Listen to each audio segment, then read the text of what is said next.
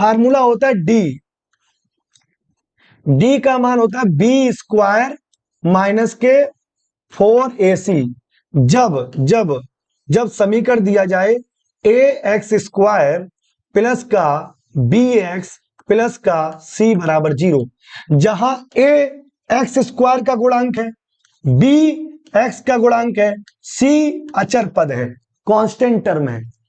अब अगर मूल हमारे कैसे हैं, वास्तविक हैं, वास्तविक असमान है कि समान है, काल्पनिक है, ये जबरदस्त सॉफ्टवेयर दे दिया। क्या दे दिया? वो बोले कि डी फॉर डिस्क्रिमिनेंट, विभक्तर।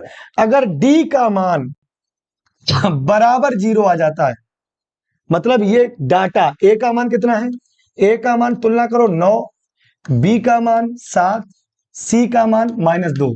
अगर डी का मान बराबर 0 आ जाए तो मेरे बच्चों वास्तविक व असमान होता है।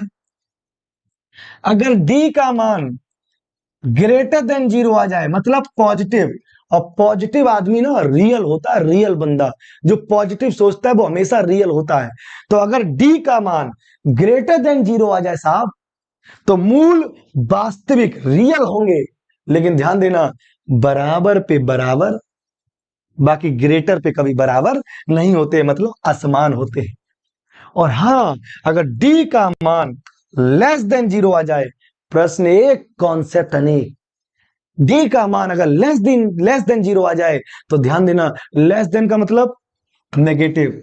ए भैया, जो नेगेटिव आदमी होता है ना, वो हमेशा काल्पनिक होता है, उसको कभी अपनी दुनिया में रखो मत, बाहर फेंक दो। नेगेटिव बंदों को साथ नहीं रखा जाता है, इसका मतलब ऐसे मूल इमेजिनरी होंगे ऐसे में। तो ध्यान देना, सबसे पहले डी निकालते हैं बच्चों। डी कैसे निकालेंगे? बी का मान कितना है 7, तो 7 का वर्ग 49 माइनस का 4, ए का मान कितना है बच्चों 9, और सी का मान कितना है माइनस के 2।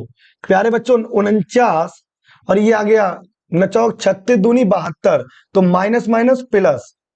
प्यारे बच्चों जो भी वैल्यू आ रही है 9 2 11, 7 4 11 और 1 12, इसका मतलब ग्रेटर देन 0। बहुत, इसका मतलब कभी समान नहीं होंगे। और पॉजिटिव है तो पॉजिटिव आदमी कभी काल्पनिक नहीं होता है, इसका मतलब उत्तर real and unequal. That's it, point.